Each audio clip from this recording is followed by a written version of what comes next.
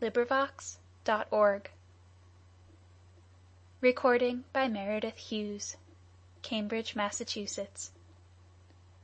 From the Earth to the Moon by Jules Verne. Chapter 20.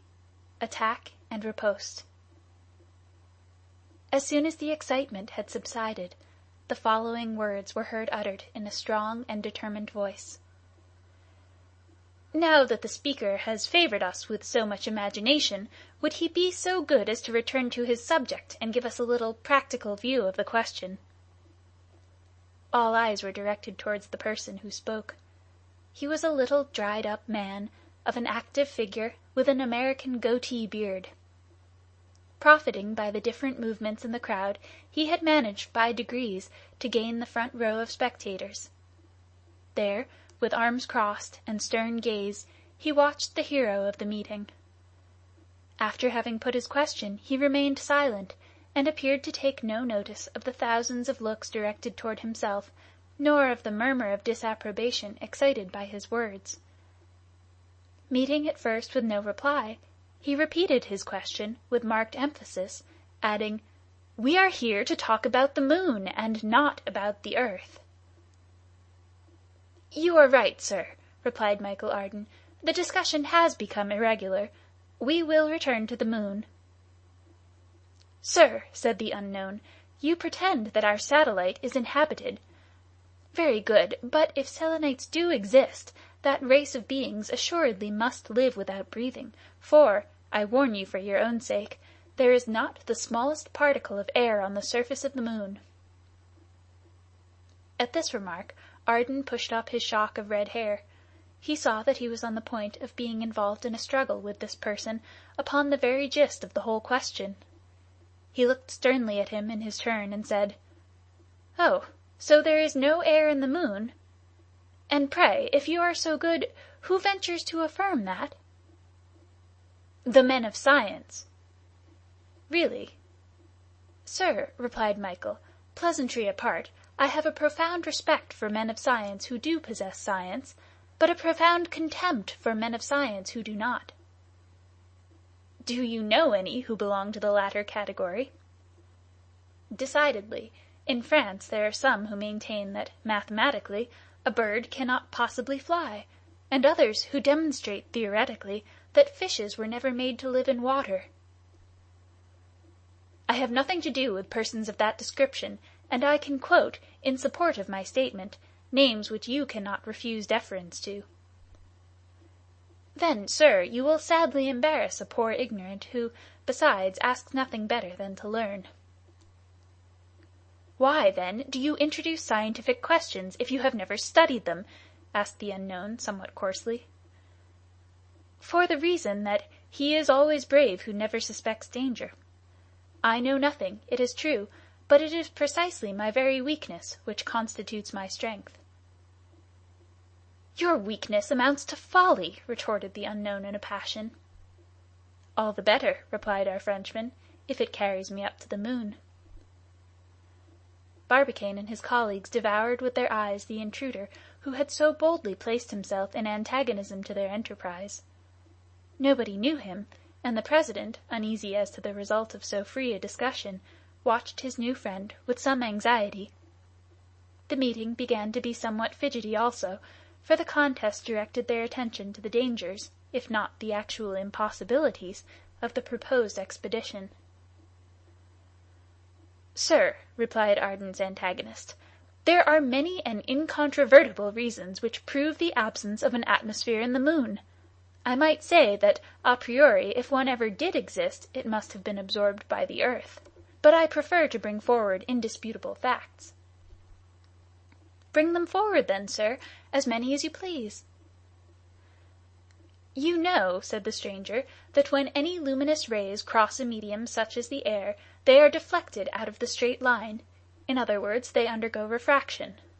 Well, when stars are occulted by the moon, their rays, on grazing the edge of her disk, exhibit not the least deviation, nor offer the slightest indication of refraction.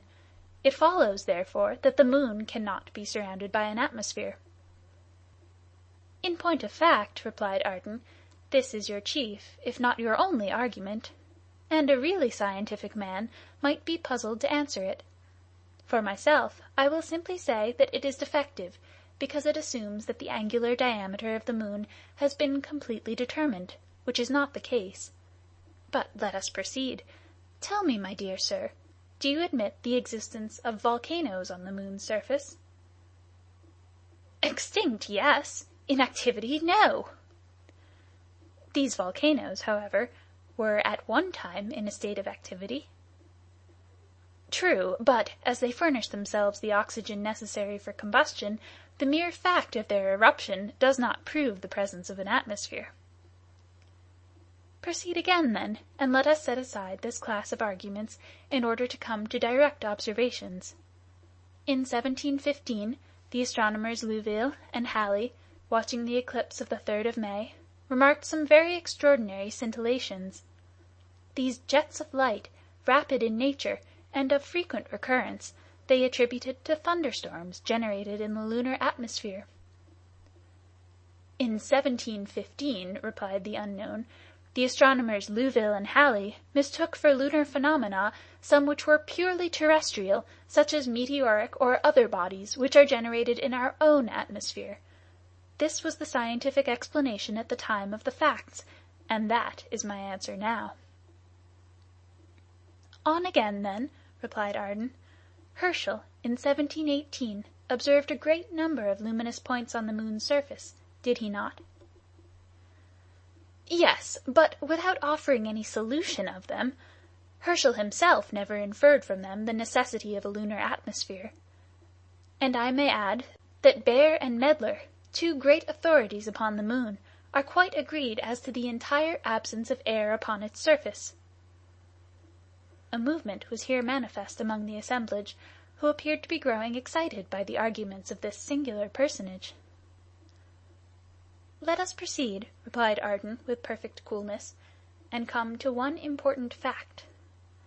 A skilful French astronomer, M. Laussedat, in watching the eclipse of July 18th, 1860, proved that the horns of the lunar crescent were rounded and truncated. Now, this appearance could only have been produced by a deviation of the solar rays in traversing the atmosphere of the moon. There is no other possible explanation of the facts. But this is established as a fact? Absolutely certain. A counter-movement here took place in favor of the hero of the meeting, whose opponent was now reduced to silence. Arden resumed the conversation, and without exhibiting any exultation at the advantage he had gained, simply said, "You see then, my dear sir, we must not pronounce with absolute positiveness against the existence of an atmosphere in the moon. That atmosphere is, probably, of extreme rarity. Nevertheless, at the present day, science generally admits that it exists." "Not in the mountains, at all event," returned the unknown, unwilling to give in. "No, but at the bottom of valleys, and not exceeding a few 100 feet in height." "In any case, you will do well to take every precaution, for the air will be terribly rarefied." "My good sir, there will always be enough for a solitary individual. Besides, once arrived up there, I shall do my best to economize, and not to breathe except on grand occasions." A tremendous roar of laughter rang in the ears of the mysterious interlocutor, who glared fiercely round upon the assembly. "Then," continued Arden with a careless air, "since we are in accord regarding the presence of a certain atmosphere, we are forced to admit the presence of a certain quantity of water. This is a happy consequence for me. Moreover, my amiable contradictor, permit me to submit to you one further observation. We only know one side of the moon's disk, and if there is but little air on the face presented to us, it is possible that there is plenty on the one turned away from us." "And for what reason?" "Because the moon, under the action of the earth's attraction, has assumed the form of an egg, which we look at from the smaller end. Hence it follows, by Hausen's calculations, that its center of gravity is situated in the other hemisphere. Hence it results that the great mass of air and water must have been drawn away to the other face of our satellite during the first days of its creation." "Pure fancies!" cried the unknown. "No, pure theories, which are based upon the laws of mechanics, and it seems difficult to me to refute them. I appeal then to this meeting, and I put it to them whether life, such as exists upon the earth, is possible upon the surface of the moon?" 300,000 auditors at once applauded the proposition. Arden's opponent tried to get in another word, but he could not obtain a hearing. Cries and menaces fell upon him like hail. "Enough! Enough!" cried some. "Drive the intruder off!" shouted others. "Turn him out!" roared the exasperated crowd. But he, holding firmly on to the platform, did not budge an inch, and let the storm pass on, which would soon have assumed formidable proportions if Michel Arden had not quieted it by a gesture. He was too chivalrous to abandon his opponent in an apparent extremity. "You wish to say a few more words?" he asked, in a pleasant voice. "Yes, 1,000, or rather, no, only one. If you persevere in your enterprise, you must be a—" "Very rash person! How can you treat me as such? Me, who have demanded a cylindro-conical projectile in order to prevent turning round and round on my way like a squirrel?" "But, unhappy man, the dreadful recoil will smash you to pieces at your starting." "My dear contradictor, you have just put your finger upon the true and only difficulty. Nevertheless, I have too good an opinion of the industrial genius of the Americans not to believe that they will succeed in overcoming it." "But the heat developed by the rapidity of the projectile in crossing the strata of air?" "Oh, the walls are thick, and I shall soon have crossed the atmosphere." "But victuals and water?" "I have calculated for a 12-month supply, and I shall be only 4 days on the journey." "But for air to breathe on the road?" "I shall make it by a chemical process." "But your fall on the moon, supposing you ever reach it?" "It will be 6 times less dangerous than a sudden fall upon the earth, because the weight will be only 1/6 as great on the surface of the moon." "Still, it will be enough to smash you like glass." "What is to prevent my retarding the shock by means of rockets conveniently placed and lighted at the right moment?" "But after all, supposing all difficulties surmounted, all obstacles removed, supposing everything combined to favor you, and granting that you may arrive safe and sound in the moon, how will you come back?" "I am not coming back." At this reply, almost sublime in its very simplicity, the assembly became silent. But its silence was more eloquent than could have been its cries of enthusiasm. The unknown profited by the opportunity, and once more protested. "You will inevitably kill yourself," he cried, "and your death will be that of a madman, useless even to science." "Go on, my dear unknown, for truly your prophecies are most agreeable."